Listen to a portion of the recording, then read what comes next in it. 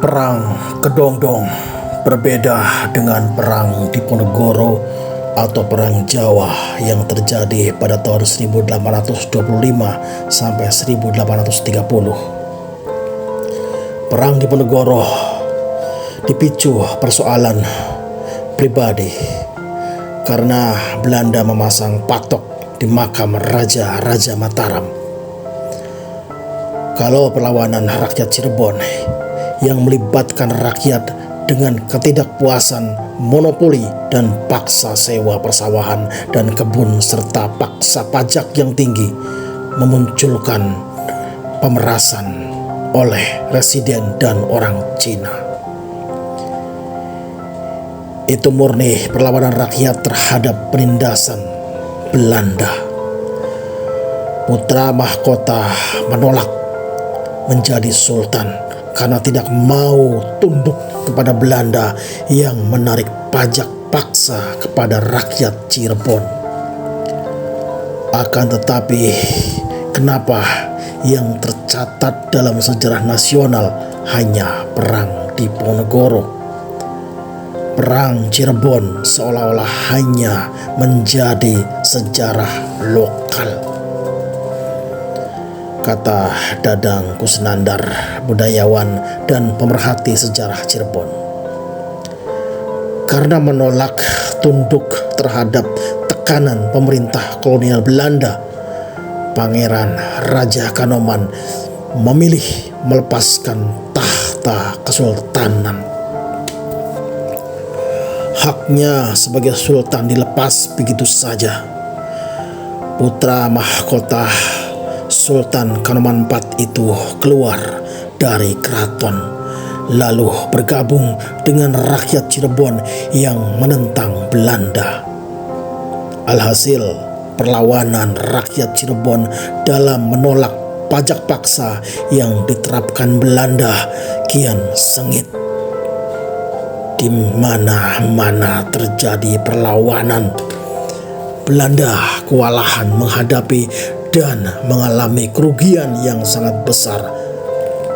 Secara material, setidaknya Belanda menderita kerugian 150.000 gulden. Untuk meredam perlawanan itu, Belanda sampai harus menjalin aliansi militer strategis dengan Portugis. Ribuan prajurit Belanda dan Portugis tambahan didatangkan. Mereka diangkut dengan menggunakan 6 kapal perang besar dan mendarat di pelabuhan Muara Jati, Cirebon. Kedatangan ribuan prajurit tambahan itu tidak membuat rakyat Cirebon gentar.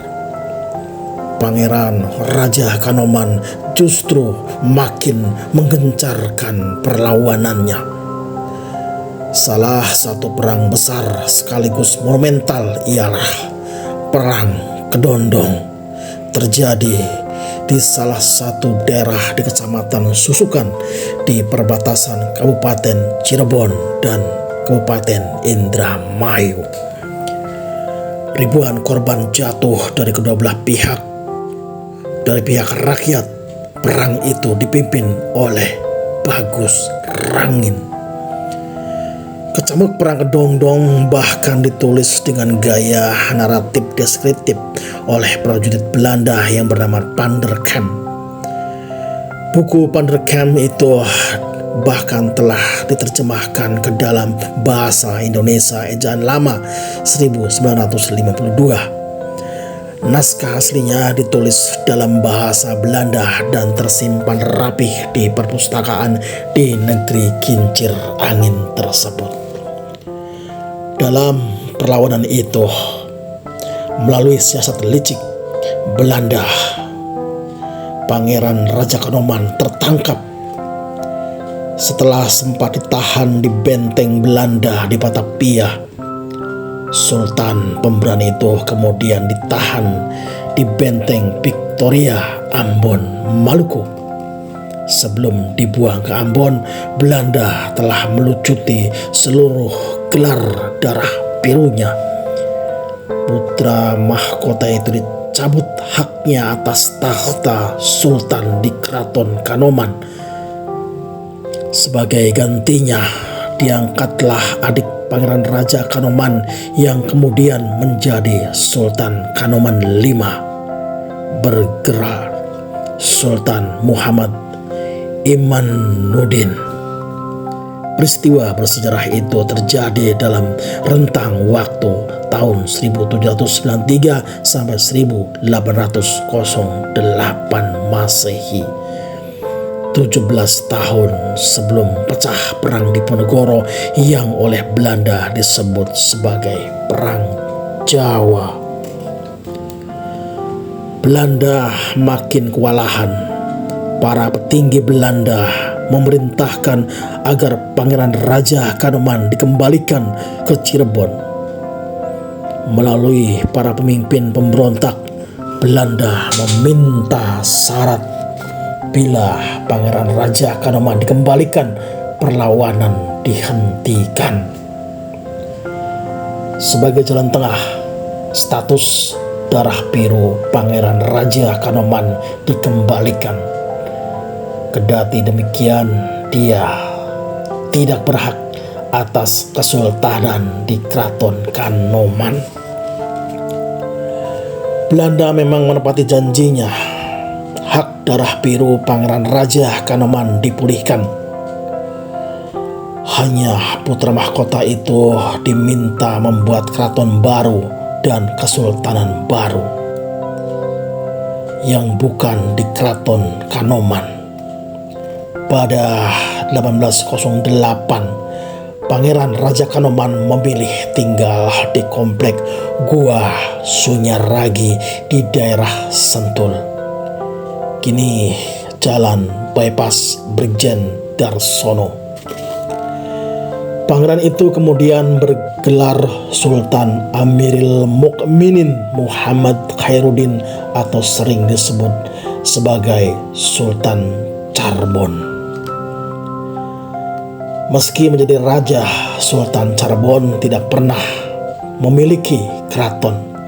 Dia hidup sederhana bersama istrinya Ratu Raja Resminingpuri. Sikap tegasnya tetap berlaku dengan menolak uang pensiun dan seluruh pemberian dari Belanda. Pada 1814, Sultan Charbon mangkat. Karena putra lelakinya masih berusia 5 tahun yang bernama Pangeran Raja Madenda, Kesultanan Cirebon diwakili polmak dari janda Sultan Charbon, Ratu Raja Resminingpuri.